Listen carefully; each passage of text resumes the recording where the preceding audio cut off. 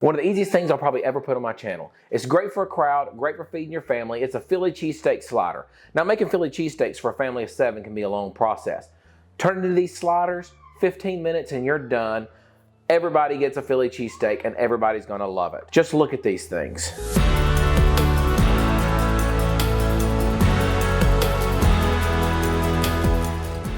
All right, you guys, I've got something I've been loving lately that I cannot wait to share with you, and a special thanks to Craftsy for sponsoring this video. You guys know I love being in the kitchen, and I'm always looking for ways to get better at what I do, but there's definitely some skills I've been wanting to step up with. So I started checking out Craftsy, and let me tell you, it is a gold mine with over 2,000 classes where you can learn all sorts of things, from woodworking, knitting, cooking, baking, so many different things. Obviously, I went straight to the cooking section, and I started checking out some of the baking and pastry classes because, let's be honest, I have never been able to make a croissant look as good as it tastes, and that's something I'm really interested in learning. But I also found some other videos on perfecting your bread making skills. I've been making bread for a very long time, but still there's always those new tips and tricks that you can learn. One of the great things for me is it's broken down into simple, easy lessons that you can do at your own time. There's no stress, no pressure, just learning to do something you love on your own schedule.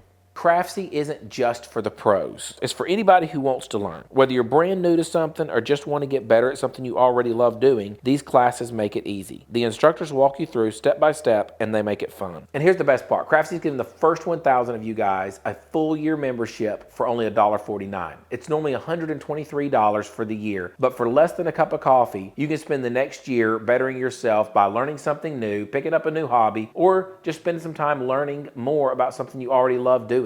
This is a deal for new members only, so don't wait too long. Click that link in the description, grab that discount, and start learning something new today. So there's a lot of things you can mix with this. For my sliders, I just keep it simple. We're just going to use an onion. You can also use red or green bell peppers. Mushrooms are a great addition, but this one keeps it simple.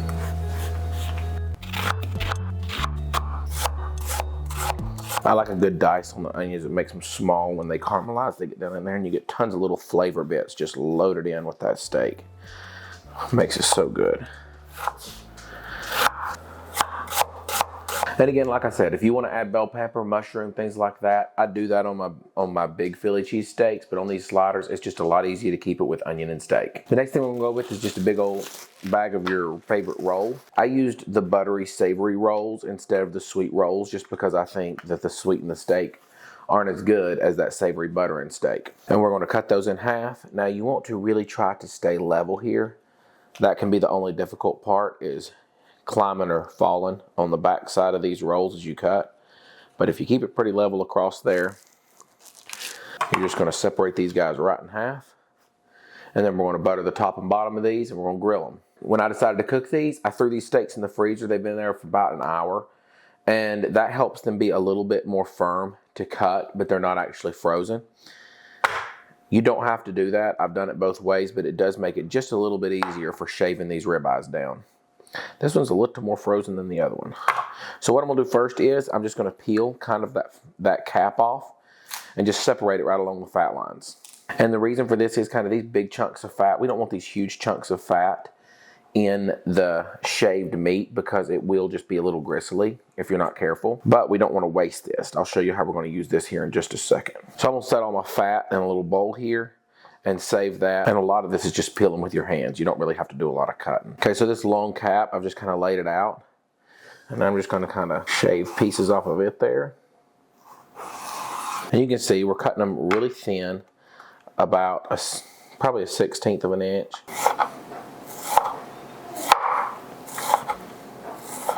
And look at that marbling. I mean, that's just going to be such a beautiful cheesesteak. I'll be proud to eat this. Let's cut that off because that's a weird shape. And if you'll see, we're kind of cutting these really thin here. You can see the light through them. They're just going to be perfect for what we're making here. I will say, get yourself a sharp knife. It makes all the difference in the world. We'll start on this next steak, and we're just peeling as it wants to, where it wants to peel. Just grab that seam and start pulling, and it'll pull where it wants to pull. And really, we're just shaving these pieces. This is just shaving. We do not want them thick at all. If you can practically see through them, even better. These are going to be perfectly crispy and cheesy when we mix these with the onions and fry them up.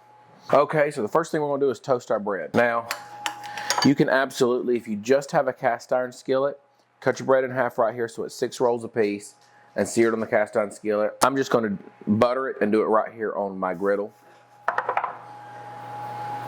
Now I'm going to be cooking these primarily in cast iron because that's what most people have.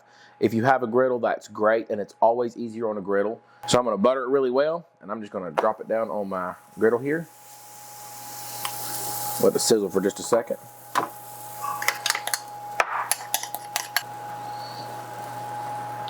Something about toasting these things helps all that from all the juices and everything from the steak not make the buns soggy. It really keeps them just a little bit crispy. I think it makes it taste, the whole thing just tastes so much better.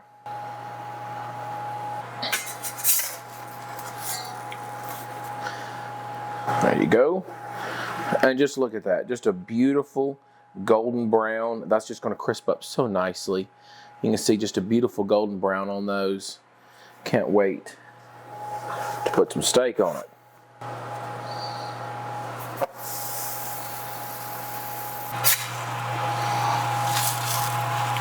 So we have our other side of our buns ready, and they just turned out perfectly. It's just that beautiful golden brown. Now obviously I could cook this on my stainless steel griddle. Not everybody has one of those. So I'm going to cook with what most people have at home, a cast iron skillet. So I've been preheating my cast iron skillet on medium low. I'm just going to drop my butter in. Drop my onions in. And just a little salt and pepper.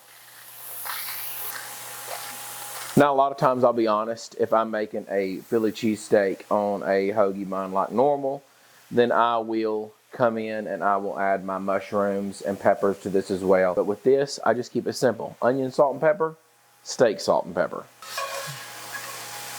Now, one thing I'm not doing with my steak that I would normally do with a steak is I don't have it sitting there pre-salted, because that would draw a lot of the moisture out of the meat. And I want to keep this as juicy as possible. And since we've sliced it really thin, and we're going to be kind of cooking it really fast in the skillet, I'm just going to leave the juices that are in it, and we'll salt it once it's in the skillet. Now, if it was a little warmer and I was doing this on my Blackstone, then I would have kind of a cooler zone, like a medium-low zone, and a hot zone. And I would put all of my onions, bell peppers, mushrooms, start them on the lower zone, and then throw my steak down in the hot zone once I kind of started flipping the onions, give them a little bit of time to go because the steak cooks really fast. Then I'd slide everything over to the cooler zone, lay the cheese on it, cover it, put it on my French rolls, put it on my hoagie rolls, whatever kind of bread I'm using. With this process, because we just have one skillet, then I've got to cook the onions first, pull them off, cook the meat, combine it all together, reduce the heat, put the cheese on it, and then we're going to pull it out and layer it onto the sliders. It's a really quick process. We've just got to do it in order to make sure that everything tastes the absolute best that it can. We're going to give our onions plenty of time to cook. We're going to let them kind of brown down and get that caramelization on them, because this is where the flavor happens for the onions. Once we pull them off, we're not going to be able to add much to them because they're just going to come back in at the end.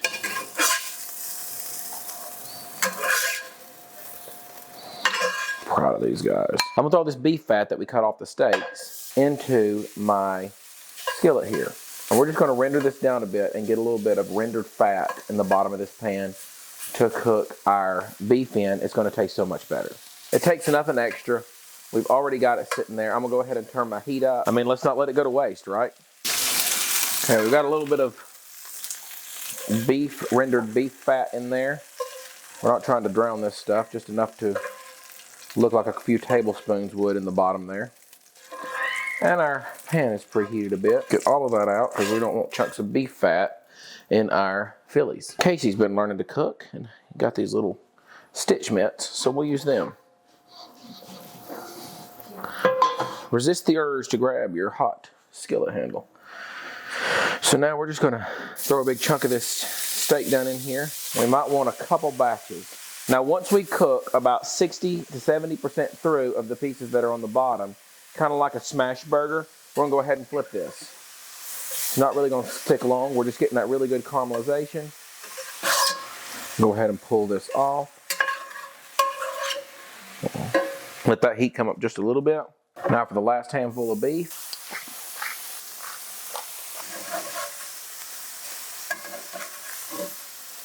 Now we've got the rest of our steak and our onion. I'm gonna pour that in there. Mix it up really good. Turn our heat off and cover this with sharp provolone cheese. Put a big lid on it. So we have our Philly cheesesteak meat over here. Let's take that lid off. Casey's little Stitch oven mitt, because it's the only one I could find. Now, a little bit of Duke's mayonnaise goes a long ways, but if I'm setting these up to wait, then I'm just gonna put the meat on them straight because I don't want the buns getting soggy. That's the important part here. Oh. And you can just see just the cheesiness of this cheesesteak meat. Oh, this is so good. And we just want to fill this up. And honestly, I have enough left over here for a little cheesesteak of my own if I want it. But we're just going to take this top and we're going to lay this thing right on here. And boom, let me see if I can move these to the middle of the aisle for you to see. If you're going to move these, move them with a spatula because they will pull apart. That's the whole purpose of this. Probably one of my favorite sandwiches in the whole world is a Philly cheesesteak. These were so easy. This takes the whole process, makes it super simple for feeding the crowd, and just take a look at this.